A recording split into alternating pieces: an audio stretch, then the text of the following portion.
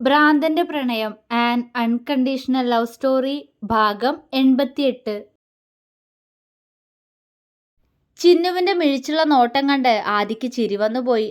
ആ, ഇങ്ങനെ നോക്കല്ലേ, ഞാൻ നിന്റെ ടെൻഷനൊക്കെ ഒന്ന് മാറട്ടെ എന്നിട്ട് മതി ഇതൊക്കെ എന്ന് കരുതിയപ്പോ നിനക്ക് ഇപ്പൊ തന്നെ വേണല്ലേ? എന്നാ പിന്നെ ഇനി വൈകിപ്പിക്കുന്ന എന്തിനാ? ലെറ്റ്സ് മീ ബിഗിൻ, അവൻ ആർദ്രമായി ചോദിച്ചു. ആദ്യേട്ടാ.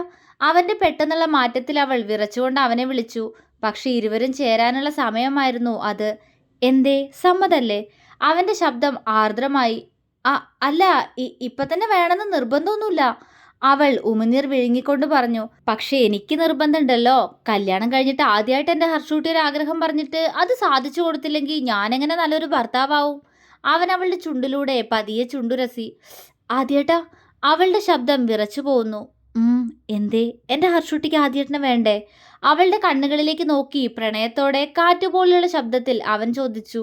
ആ കണ്ണുകളിൽ കുടുങ്ങിപ്പോയവൾ പെട്ടെന്ന് തന്നെ വേണമെന്ന പോലെ തലയൊന്നാട്ടിയിരുന്നു.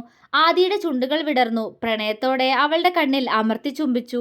ശേഷം അവന്റെ പല്ലുകൾ അവളുടെ മൂക്കിൽ പതിയെ ആഴുമ്പോൾ എരിവ് വലിച്ചവൾ അവന്റെ പുറത്ത് കൈയമർത്തിപ്പോയി.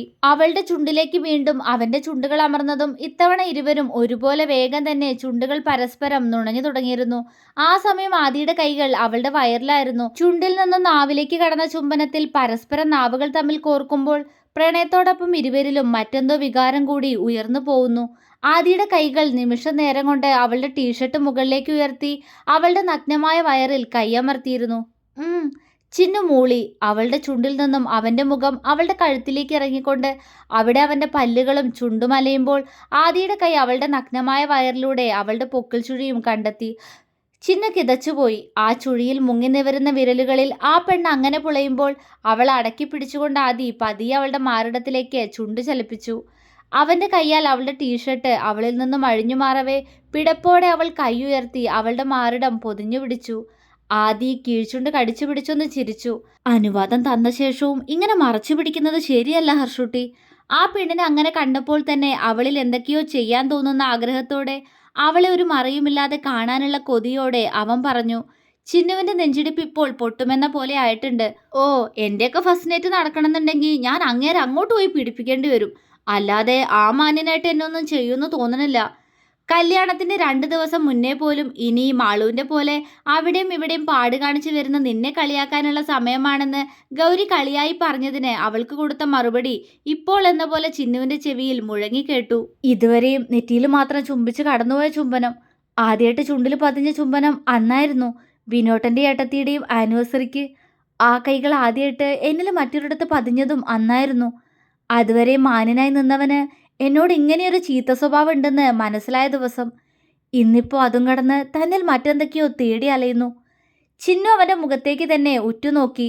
അതേസമയം അവൻ അവളിൽ നിന്നും അവളുടെ ഇന്നറും അഴിച്ചു മാറ്റി അവളെ അർദ്ധനഗ്നയാക്കിയിരുന്നു. ചിന്നു കണ്ണും തള്ളി അവനെ നോക്കുമ്പോഴേക്കും കണ്ണുകൾ വിടർത്തി അവൾ മറച്ചു പിടിക്കാൻ നോക്കിയതിനെ അതിന് സമ്മതിക്കാതെ അവളുടെ കൈകൾ ഇരുവശത്തേക്കും ബെഡിലേക്ക് ചേർത്ത് വെച്ച് കോർത്തു പിടിച്ചു ആദി. ആദ്യേട്ടാ. അവന്റെ നോട്ടം തന്റെ മാറിടത്തിലാണെന്ന് കണ്ട് വിക്കി അവളെ വിളിച്ചു. ഇത്രയും ഭംഗിയുണ്ടായിരുന്നോ? ഒരു വിളി പോലും തിരികെ കേൾക്കാതെ അവൻ വിറച്ച ശബ്ദത്തിൽ ചോദിച്ചു. ചിന്നുവിന്റെ മുഖം ചുവന്നു. അതേ നിമിഷം ആദിയുടെ ചുണ്ടുകൾ അവളുടെ വലതു മാറിടത്തിലെത്തിയിരുന്നു. ബെഡിൽ കിടന്ന് പിടയുന്നവളെ അടക്കിക്കൊണ്ടവൻ അവളുടെ മാറിടത്തിൽ ചുണ്ടുവതിപ്പിച്ചു. കൈകൾ അവിടെ അമർന്നു. അതിന്റെ മാർദ്ദവം അറിഞ്ഞു. പിന്നെയും അവളിലൂടെ അവൻ ആകെ അലയുമ്പോൾ അവളിലെ വസ്ത്രം മുഴുവൻ അവന്റെ കൈയാൽ അകന്നു മാറിയിരുന്നു. ഒപ്പം അവനും പൂർണ്ണ നഗ്നനാവുമ്പോൾ ചിന്നു അവനെ പകച്ചു നോക്കിപ്പോയി. എന്താടി? അവളിലേക്ക് അമരുന്നേരം അവളുടെ നോട്ടത്തിൽ അവനൊരു ചമ്മല് തോന്നി. ചിന്നു ഒന്നുമില്ലെന്ന് മൂളുമ്പോൾ അവന്റെ ചുണ്ടുകൾ അവളുടെ ചെവിത്തുമ്പിലൊന്ന് അമർന്നുകൊണ്ട് വീണ്ടും ആ പെണ്ണിനെ ആകെ ചുംബനങ്ങൾ കൊണ്ട് പൊതിഞ്ഞു.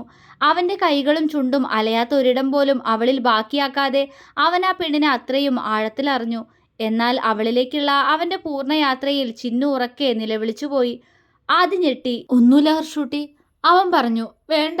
അവളുടെ ചുണ്ട് വിതുമ്പി. പ്ലീസ്, ആദി കെഞ്ചി. പക്ഷേ അവൾ സമ്മതിക്കുന്നില്ല. വേദനയിൽ കുതറിപ്പിടഞ്ഞുകൊണ്ട് അവന്റെ പുറത്തൊക്കെ തല്ലിപ്പിടച്ചവൾ. വിടടാ പട്ടി.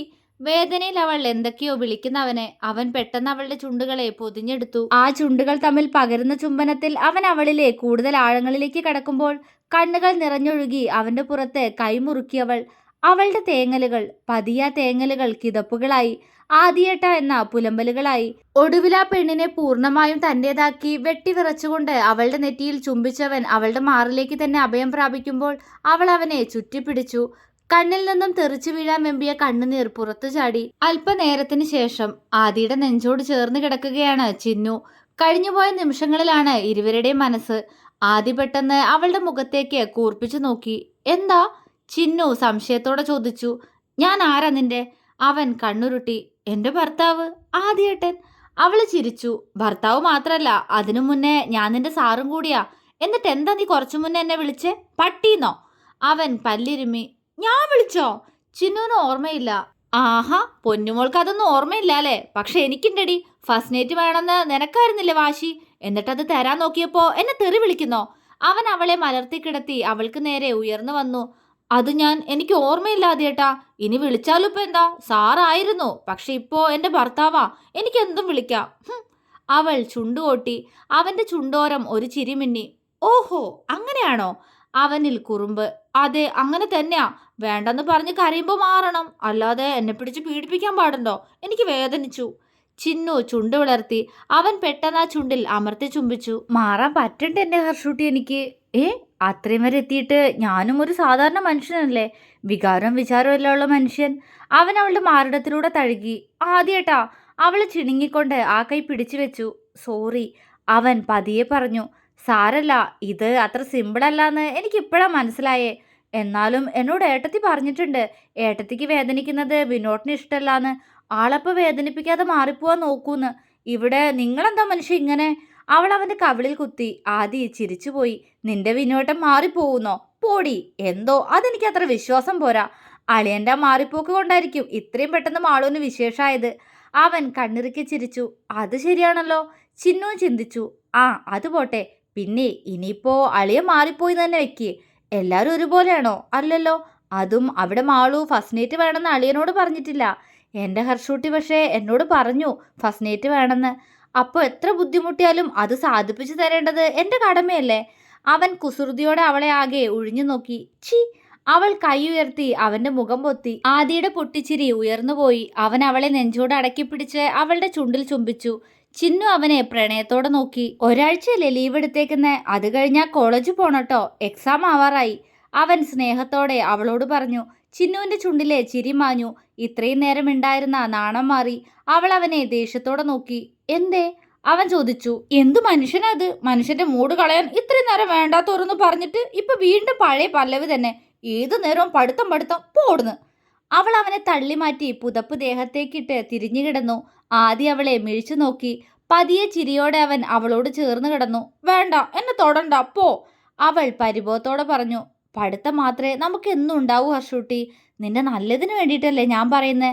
അവൻ സ്നേഹത്തോടെ പറഞ്ഞ് മനസ്സിലാക്കിക്കാൻ ശ്രമിച്ചു. ഇപ്പൊ പറയണ്ട, എനിക്ക് പഠിക്കുന്ന ഇഷ്ടമല്ലാന്ന് ആദ്യമായിട്ട് അറിഞ്ഞൂടെ? അവൾ അവന്റെ മുഖത്തേക്ക് നോക്കി. നിന്റെ മടിയൊക്കെ ഞാൻ മാറ്റിത്തരുന്നുണ്ട്. ഇനി കോളേജ് വിട്ട് വന്നാ ഇവിടെ ഇരുത്തിയും എനിക്ക് നിന്നെ പഠിപ്പിക്കാലോ. ശരിയാക്കി തരാ ഞാൻ. അവൻ വിജയച്ചിരിയോടെ പറഞ്ഞു. ചിന്നു ചുണ്ടു വിളർത്തി. ഇങ്ങനൊന്നും ചെയ്യല്ല ഹർഷൂട്ടി. ആദ്യേട്ടൻ ഉമ്മ വെച്ചു പോവൂട്ടോ. അവൻ കുസൃതിയോടെ പറഞ്ഞുകൊണ്ട് അവളെ അവന് നേരെ തിരിച്ചു കിടത്തി അവളുടെ മാറിടത്തിലേക്ക് അമർന്നു വന്നു. ഉമ്മ കുമ്മ എനിക്കൊന്നും വേണ്ട, മാറി കിടക്കങ്ങോട്ട്. അവൾ അവനെ തള്ളി മാറ്റി. അവൻ ചിരിയോടെ മലർന്നു കിടന്നു. അല്പനേരം കഴിഞ്ഞതും അവൾ അവന്റെ കൈ വിടർത്തി വെച്ച് അവന്റെ നെഞ്ചിലേക്ക് കയറി കിടന്നു. ആദ്യ ചിരിയോടെ അവളെ ചേർത്ത് പിടിച്ച് പതിയെ കണ്ണുകൾ അടച്ചു. മാറിക്കിടക്കാൻ പറഞ്ഞിട്ട്? അവൻ കണ്ണു തുറക്കാതെ ചിരിയോടെ ചോദിച്ചു. ആദ്യേട്ടാ.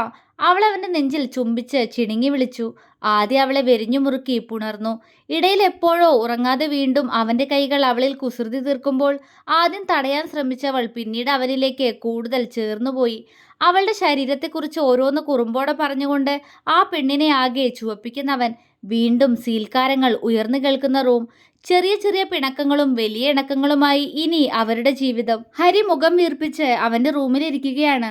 ഫംഗ്ഷനെല്ലാം കഴിഞ്ഞ് കിടക്കാൻ നേരം അമ്മുവിനെ അന്വേഷിച്ചപ്പോഴാണ് വിനോദ് അവനോട് അമ്മു ഇന്ന് ശ്രീലയത്തിൽ ഗൗരിയുടെ കൂടെയാണ് കിടക്കുന്നതെന്ന് പറഞ്ഞത്. കേട്ടതും ഹരി ഞെട്ടിപ്പോയി. അന്ന് താൻ വിനോദിനെ കളിയാക്കിയതിന് അവൻ പ്രതികാരം തീർക്കുകയാണെന്ന് ഹരിക്ക് മനസ്സിലായി. അവനോട് ഒരുപാട് പറഞ്ഞു നോക്കിയെങ്കിലും ഇന്നുമോ തനിച്ച് സുഖമായിട്ട് ഉറങ്ങിക്കോട്ടോ എന്നതായിരുന്നു വിനോദിന്റെ മറുപടി. ഇതിന് നിന്നോട് ദൈവം ചോദിക്കൂടാ എന്നും പറഞ്ഞ് ചാടിത്തുള്ളി റൂമിൽ വന്ന് കിടക്കുകയാണ് ഇപ്പോൾ ഹരി. തെണ്ടി, എന്നാലും അവന് കണ്ണി ചോരയുണ്ടോ? ഒന്നുമില്ലെങ്കിലും അവന്റെ ഫസ്റ്റ് നൈറ്റിന് മണിയർ ഒരുക്കി തന്ന നന്ദി കാണിച്ചൂടെ പന്നിക്ക്? ഹരി പല്ല് കടിച്ചു പറഞ്ഞുകൊണ്ട് ബെഡിൽ കിടക്കുന്നൊരു മുല്ലപ്പൂ എടുത്ത് പിച്ചി ചീന്തി നിലത്തേക്കിട്ടു. ഞാനിവിടെ മൂത്ത് നരച്ച് നിന്ന് പൂവേ ഉള്ളൂ, പിന്നെ എന്ത് കുന്തത്തിന് അവനും ഗൗരിയും കൂടി ഈ മണിയർ ഒരുക്കിയതാവോ? അവന്റെ വാക്കുകളിൽ പരിഭവമായിരുന്നു. ചാരിയിട്ട വാതിലാരോ തുറക്കുന്നത് അവനറിഞ്ഞു. ഈ പന്നി പോയില്ലേ, ഇവനെ ഇന്നു ഞാൻ. ഹരി പല്ല് കടിച്ചു പറഞ്ഞുകൊണ്ട് ബെഡിൽ നിന്നും ചാടി എഴുന്നേറ്റു. എന്നാൽ മുന്നിൽ സെറ്റ് സാരിയൊക്കെ എടുത്ത് ഭംഗിയിൽ ഒരുങ്ങി നിന്ന് തന്നെ നോക്കി ചിരിക്കുന്ന അമ്മുവിനെ കണ്ട് ഹരിയുടെ കണ്ണുകൾ തിളങ്ങി. അവൻ അത്ഭുതത്തോടെ അവളെ നോക്കി. എന്നാൽ പെട്ടെന്ന് റൂമിലേക്ക് കയറി വന്ന വിനോദിനെ കണ്ട് അവന്റെ കണ്ണ് കൂർത്തു. അവനൊപ്പം തന്നെ മാളുവും ഗൗരിയുണ്ട്. വിനോദിന്റെ ചുണ്ടിൽ കള്ളച്ചിരി. ഇവളെയൊന്നും ഇങ്ങോട്ട് വിടുന്നില്ല എന്ന് പറഞ്ഞിട്ട്? ഹരി വിനോദിനെ കപടദേഷ്യത്തോടെ നോക്കി. വിനോദ് അവനെ നോക്കി ചിരിച്ചു. പാവല്ലേ, വെറുതെ എന്റെ മാളൂട്ടിന്റെ വയറ്റി കിടക്കുന്ന എന്റെ കുഞ്ഞിന്റെ അച്ഛൻ എന്തിനാ നിന്നെ കൊണ്ട് പ്രാഗിപ്പിക്കുന്നേന്ന് കരുതി. വിനോദ് ഇളിയോടെ പറഞ്ഞു. അതിനി പ്രാകാനൊന്നുമില്ല, ഇത്രയും നേരം നിന്നെ സ്മരിക്കായിരുന്നു ഞാൻ. ഹരി ഇളിച്ചു. വിനോദ് അവനെ കുറുമ്പോടെ നോക്കി. മോളെ മാളു, ഇപ്പൊ കുഴപ്പമൊന്നുമില്ലല്ലോ? അവൻ വിനോദിന്റെ അടുത്ത് നിൽക്കുന്ന മാളുവിനോടായിട്ട് ചോദിച്ചു. ഇല്ല ഹരിയേട്ടാ, ചെറിയൊരു ക്ഷീണുണ്ട്, അല്ലാതെ കുഴപ്പമൊന്നുമില്ല. മാളു ചിരിയോടെ പറഞ്ഞതും ഹരി പുഞ്ചിരിച്ചു. ദേ നിങ്ങളുടെ ഭാര്യ, ഇനി നിങ്ങളായി നിങ്ങളുടെ പാടായി. ഞാനും മാളും കൂടി അമ്മൂനെ ഒരുക്കാൻ വേണ്ടിയാ ശ്രീലയത്തിലേക്ക് കൊണ്ടുപോയേ. ഗൗരി കുറുമ്പോടെ പറഞ്ഞു. ഒരുക്കാനൊന്നും പറഞ്ഞിട്ട് ഈ കത്തിവേഷം കെട്ടിച്ചെന്തിനാ? ഹരി അവളെ കളിയാക്കി. ഹരിയേട്ടാ. ഗൗരി ചിണുങ്ങി. അത് കണ്ട് എല്ലാവരും ചിരിച്ചു. വിനോദ് പെട്ടെന്ന് ഹരിയെ കെട്ടിപ്പിടിച്ചു. ഹരിയും അവനെ ചേർത്തു പിടിച്ചു. അമ്മുവും ആളുവും ഗൗരിയും അവരെ പുഞ്ചിരിയോടെ നോക്കുന്നുണ്ട്. ഹാപ്പി ഫസ്റ്റ് നൈറ്റ്, വിനോദ് കുറുമ്പോടെ പറഞ്ഞു. താങ്ക്സ് ടാ, ഹരി ചിരിയോടെ മറുപടി കൊടുത്തു. പിന്നെ എന്നോട് പറഞ്ഞു തന്നെ എനിക്ക് നിന്നോടും പറയാനുള്ളൂ, ആക്രാന്തം കാണിക്കരുത്. അത്രയും പറഞ്ഞുകൊണ്ട് വിനോദ് അവരിൽ നിന്നും അകന്നു നിന്നു. ഓ, എനിക്ക് നിന്റെ അത്ര ആക്രാന്തമൊന്നുമില്ല. നിന്റെ ആക്രാന്തം കൊണ്ടല്ലേ ഇത്ര പെട്ടെന്ന് എന്റെ കൊച്ചു മാങ്ങ തിന്നേണ്ടി വന്നേ. ഹരി വിനോദിനെ കളിയാക്കി. ഈ സ്നേഹം കൂടിപ്പോയതാ, വിനോദ് ഇളിച്ചു. ഹരി ചിരിയോടെ തലയാട്ടി. അല്പനേരം കൂടി സംസാരിച്ച് അവർ ശ്രീലയത്തിലേക്ക് തിരികെ പോയി. ഹരി ഡോറടച്ച് അമ്മൂനെ തിരിഞ്ഞു നോക്കി. തുടരും.